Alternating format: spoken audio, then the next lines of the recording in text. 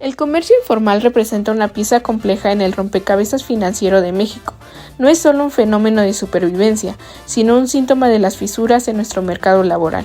Para entender las cifras, los incentivos y el impacto real de esta economía subterránea en el Producto Interno Bruto, conversamos hoy con el doctor en Economía y actual jefe de División Socioeconómica de la FES Acatlán, el doctor Jorge Bustamante, quien nos ayudará a diseccionar la anatomía económica del comercio en el metro y de las calles de la capital.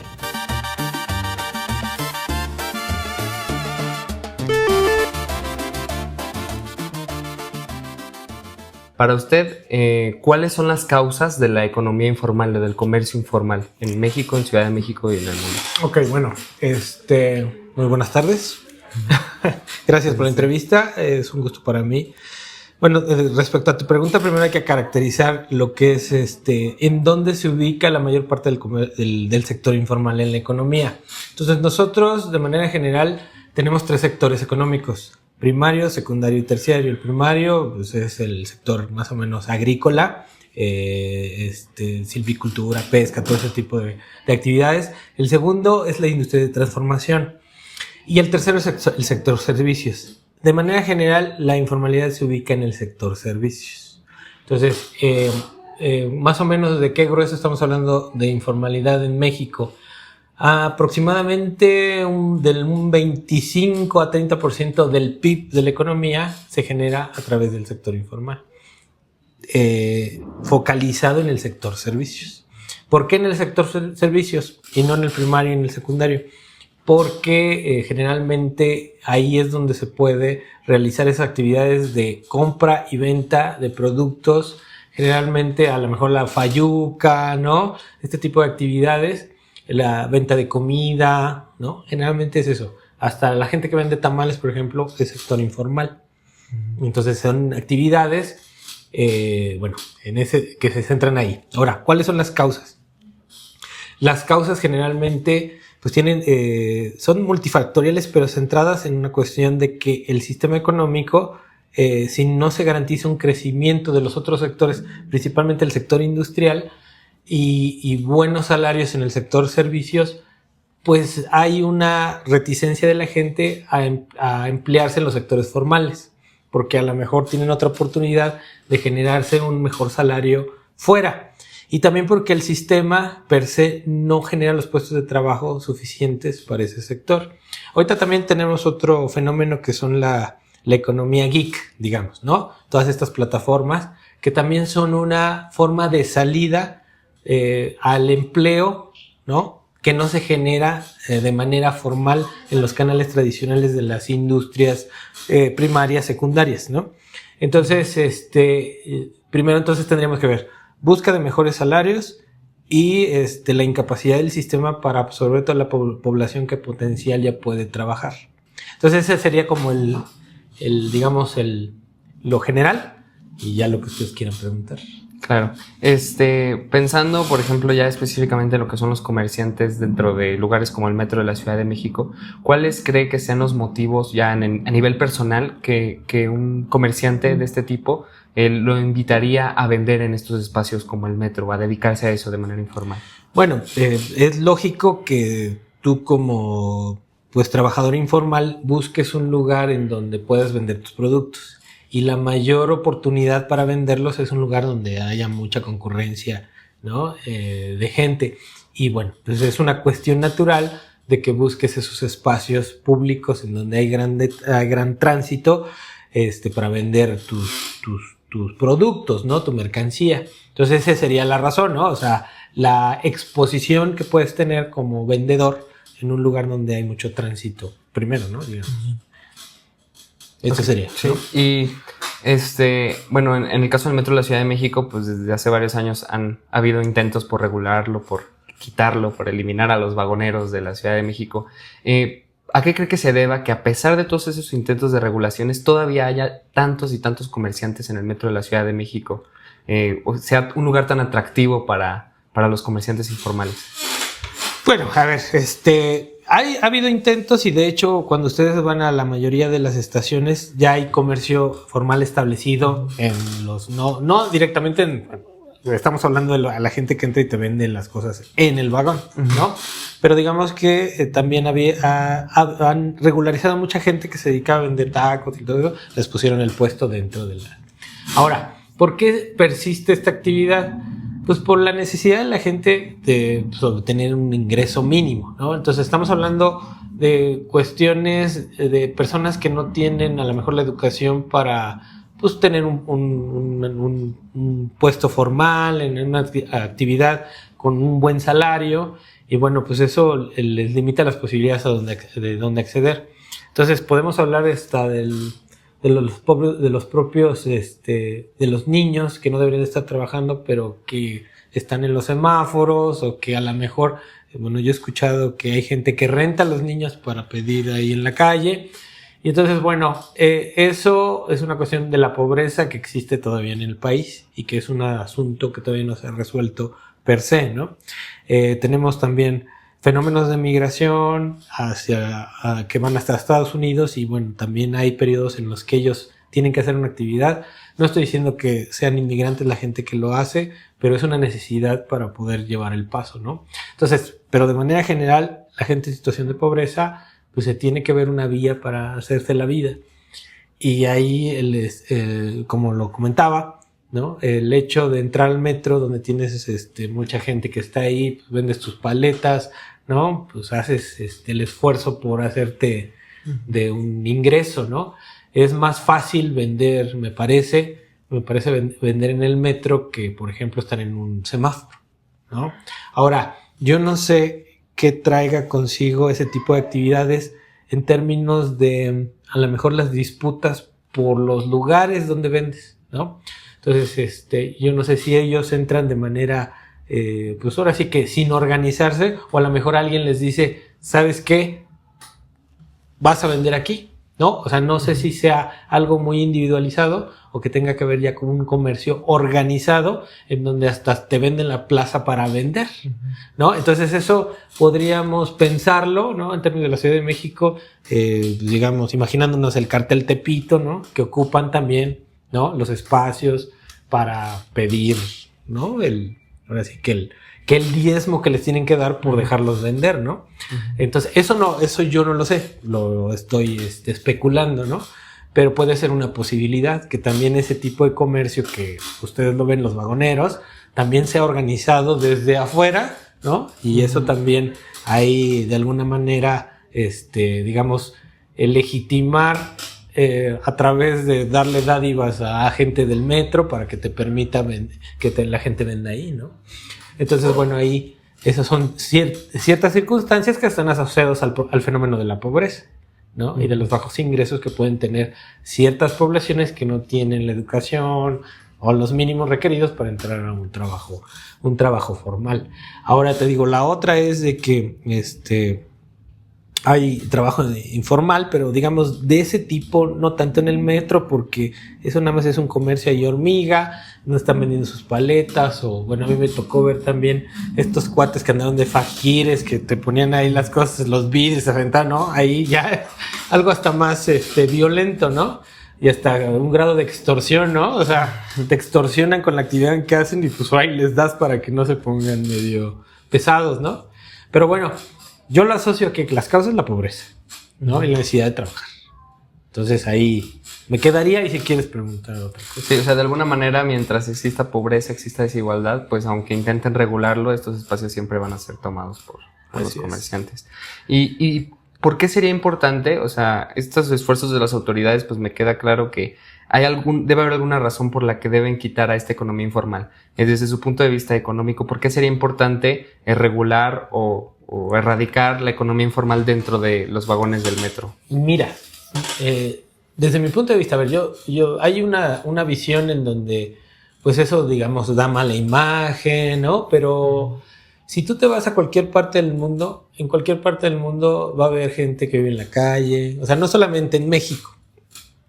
Si es más marcado en México, tal vez es una cuestión de que pues no hemos podido resolver esas causas que generan la desigualdad económica y que hacen que estas personas se vean la necesidad de estar vendiendo ahí.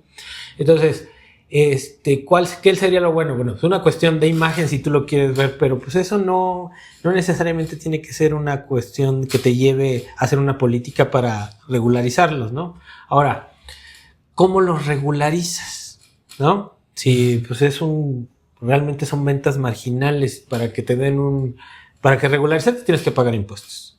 Entonces la gente que trabaja en el sector informal pues también no quiere pagar impuestos, ¿no? Entonces, ¿cómo los obligas? Pues no los puedes obligar per se. Algunos que a lo mejor ya llegaron a crecer, que venden tacos y que a lo mejor tienen la posibilidad de ponerse un local y ya se regularizan, ¿no?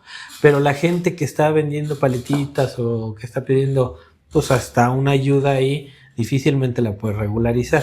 Entonces, hablando de eso, ¿cuál es el problema central? El problema es, como tú lo comentabas, la distribución del ingreso tan desigual que existe todavía en el país. A pesar de que hemos logrado bajar la pobreza, somos de las economías más desiguales en América Latina. O sea, en el mundo, los países desarrollados han logrado bajar su tasa de desigualdad, pero en México todavía seguimos ahí. Te pongo un ejemplo. El decil más alto concentra alrededor como del 30% del ingreso. ¿Qué quiere decir eso?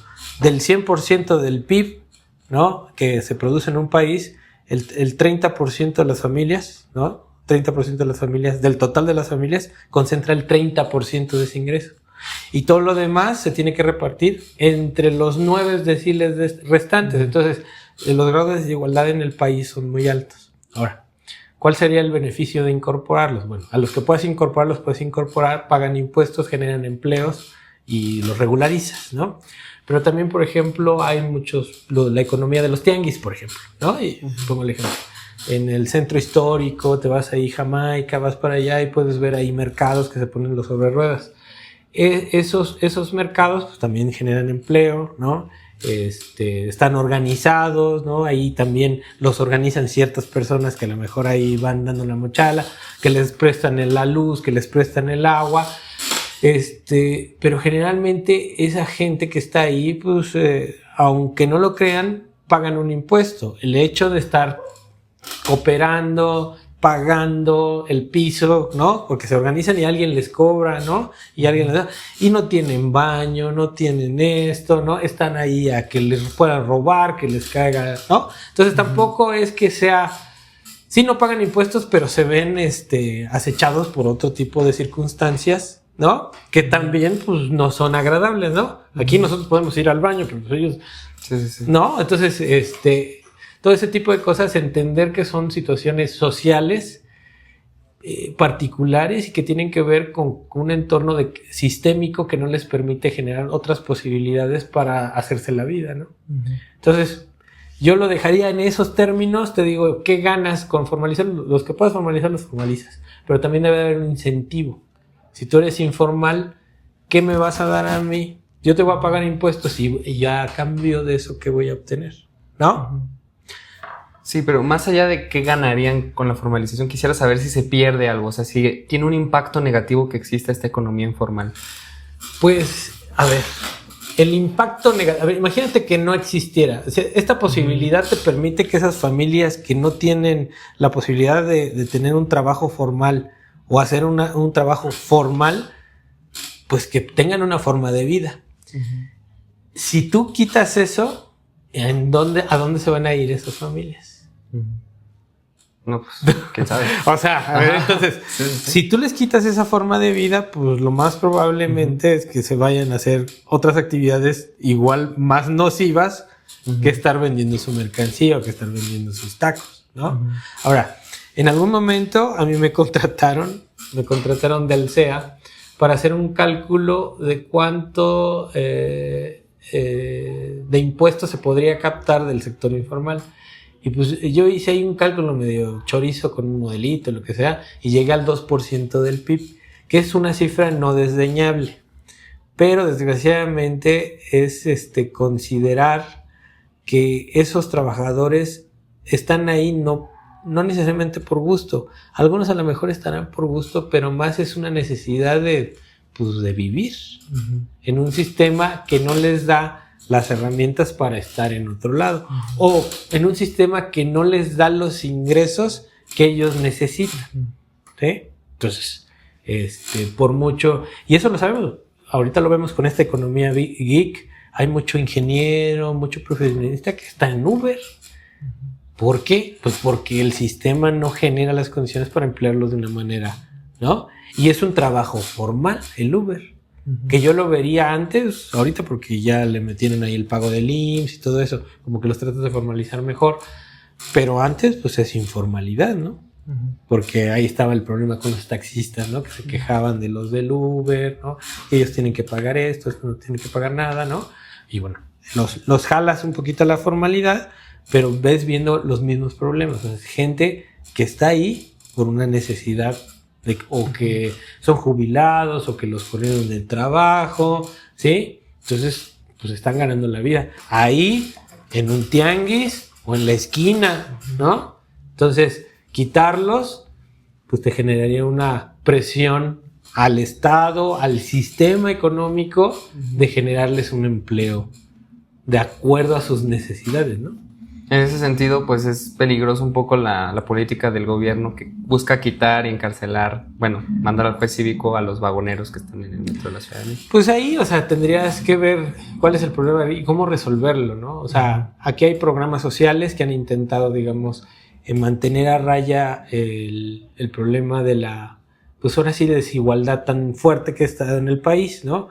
Entonces tienes ahí becas, tienes programas del bienestar a los adultos mayores, pero digamos que hay poblaciones que están desprotegidas, porque puede haber niños que no estén en la escuela, adultos en edad laboral que no tengan un acceso al trabajo y que no tengan tampoco un seguro de desempleo. Entonces, ¿qué va a pasar con estas personas? Que no ni siquiera les llega la ayuda social. Pues las vas a tener ahí. Entonces habría que ver de qué forma, pues no sé, apoyarlos, ¿no? A ver, estás aquí, ¿qué es lo que sabes? A lo mejor el Estado hacer un programa de reincorporación, ¿no? Pero también capacitarlos, ¿no? Pero eso es costo, o sea, siempre hay un costo de eso, ¿no? Entonces, bueno, es complejo mientras no exista una buena política, mientras no exista crecimiento económico y no haya una política pública de redistribución de los ingresos en serio, ¿no? Porque, o sea, los programas del bienestar están bien, pero no has logrado disminuir fuerte la desigualdad que existe en el país, y eso ya es un problema político, porque tendrías que empezar a cobrarles impuestos a la gente que más gana, a ese decil que gana muchísimo dinero. Les tendríamos que cobrar más impuestos para poder tener recursos para hacer otra política social. ¿De casualidad conoce algún país que haya implementado alguna política para regularizar comerciantes informales o algo por el estilo? Pues esa es muy buena pregunta. Mira, por ejemplo, y es muy asociado al problema de las posibilidades de la pobreza, ¿no? Hay países que, por ejemplo, Estados Unidos, que la gente tiene que a veces trabajar tiene que tener 3 empleos para poder salir adelante. Hay oportunidades laborales, sí, pero es el trabajo por hora o lo que sea. Y entonces están todo el día trabajando, ¿no?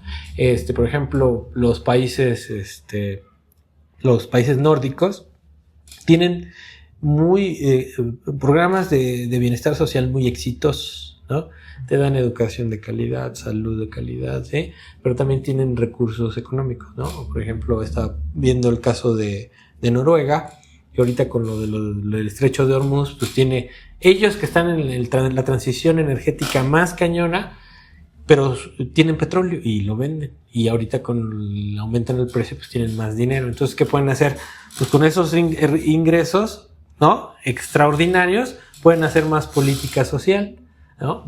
Pero, por ejemplo, si estamos en un contexto, como te digo, Estados Unidos. En Estados Unidos, vayan a Estados Unidos y les digo, en cualquier lado que vayan en un parque público va a haber gente que vive en la calle, ¿no? Acá podemos ver también ciertas circunstancias parecidas. Entonces, depende de dónde estés y depende cuál sea la política. ¿Qué quieres con tus ciudadanos? ¿Los quieres ver en la calle? ¿No los quieres ver en la calle? ¿No? Entonces, pero siempre necesita recursos. Entonces todos los países hacen lo posible por tener a sus ciudadanos, no ver eso, digamos, ¿no? Uh-huh. Habrá unos que lo hacen a través del mercado, el mecanismo del mercado, como Estados Unidos, tienes que trabajar todos los días, ¿no? Aunque ganes poquito, pero tienes 5 empleos al día. Uh-huh. Y luego te vas de Uber en la noche. Es un mecanismo del mercado, ¿sí? Uh-huh. Y que a veces no les alcanza para vivir, ¿no? Vivir bien, ¿no? Entonces siempre están cansados, siempre están trabajando, ¿no? Los de las motos que vemos aquí siempre están trabajando. Y no van a salir de esa condición porque lo que ganan no es suficiente para salir, ¿no? Entonces, ¿qué es lo que hacemos nosotros en la universidad? Tratar de escalar esa pirámide social, escalera social, pero a veces sales y no hay trabajo y te vas de Uber, ¿no? O sea, son las cosas que impiden que puedas corregir esa, digamos, incapacidad sistémica de absorber el trabajo y pagar buenos salarios. Además, digamos, si te pones más filosófico, más teórico, pensemos lo que decía Marx, ¿no? Que este sistema vive de la explotación. Y entonces el empresario siempre va a buscar pagarte menos de lo que aportas. Entonces, bueno, ahí estamos en ese estira y afloje. En México hemos subido los salarios, pero siguen siendo, comparativamente con los Estados Unidos del otro, muy bajos, ¿no? Y aún así ahí va, ¿no? Entonces, ¿qué países conozco? Te digo, pues los países nórdicos que tienen un sistema de bienestar, un estado de bienestar pues todavía fuerte. Alemania, que ahorita se están cuestionando la necesidad de meter más en armamento, pero eso les implica disminuir sus programas de bienestar. Entonces, ¿no? Entonces, cada país es diferente, pero el problema sigue siendo cómo combatir la pobreza, cómo darles oportunidades a la gente, y eso depende de mucho de tu capacidad para generar ingreso y distribuirlo. Okay. Y ya para recapitular, ya lo has venido mencionando, y evidentemente hay que hacer cambios estructurales completos para acabar con este problema, pero en síntesis y pensando específicamente en el tema de los vagoneros en la Ciudad de México, ¿qué clase de incentivos en concreto tendría que ofrecer el gobierno para que salieran de ese comercio informal en los vagones? Pues primero lo que se tendría que hacer es como un estudio socioeconómico de la gente que está ahí, ¿no? Entonces, hacer como un tipo de encuesta, que haya gente del gobierno o incluso de ahí del metro que les empiece a preguntar de si son mexicanos, no son mexicanos, cuál es su ingreso, todo eso, ¿no? Y si estarían en posibilidad de aceptar un curso, una capacitación para incorporarlos a un trabajo formal. Uh-huh. Entonces, a partir de esa información, tú podrías ahí, como si fuera una bolsa de trabajo, ¿no? Detectar qué necesidades hay en la ciudad y decir, bueno, a ver, esta señora necesita a alguien que le ayude a la tienda, o este señor necesita tal cosa, ¿no? Tal cosa. Entonces ir a hacer como ese puente entre esa gente que tiene una necesidad y que a lo mejor no tienen a veces ni papeles y todo eso. Entonces hacer como una política, a ver si te apoyamos, a ver, vamos a ver cómo le hacemos para que saques tu secundaria, ¿no? Ese tipo de cosas, pero tienes que resolverles el problema inmediato, que es la necesidad de sobrevivir, ¿no? Sí. Entonces ahí, pero para eso te digo, son recursos. Tienes que hacer estudios, que eso cuesta, tienes que hacer ese vínculo, ¿no? Que es un análisis de oferta y demanda de trabajo, de qué necesitas en la ideal, a ver cuál es lo que necesitas, y ir ahí canalizando. Eso es lo que se podría hacer, pero todo cuesta, ¿no? Entonces, pero digo, es lo que se me ocurre que se pudiera hacer, ¿no? Habría a lo mejor a alguien se le ocurre otra cosa mejor, no sé, ¿no? Tal vez. O enseñarlos a hacer. Hay a veces políticas que han sido exitosas, por ejemplo, talleres que trabajan con miel, con cera, ¿no? Que les enseñan un oficio. O sea, ese tipo de cosas. Pero también, pues, es dotarles de los materiales que necesitan. O sea, digamos, por esa vía yo buscaría, ¿no? Enseñarles a hacer algo para que, y a lo mejor que trabajaran en conjunto, no sé, vender velas, algo, ¿no? Entonces, ese tipo de cosas puede ser. Perfecto, pues yo creo que sería todo. Muchísimas gracias. Nomás para terminar, ¿nos podría contar un poco de su semblanza, su nombre y un poco de Bueno, Sí. yo soy Jorge Bustamante, yo soy economista de la UAM, soy abogado por aquí de la FES, maestría y doctorado de la FES Acatlán, orgullosamente la UNAM, ¿no? Y bueno, ahorita me desempeño como jefe de la división. Bueno, mis temas de investigación de manera general son el desarrollo económico, la distribución del ingreso, la relación entre el sistema financiero y productivo y general modelos de desarrollo. Perfecto. ¿No? Entonces ahí estamos. Perfecto, muchísimas gracias No, por todo. no.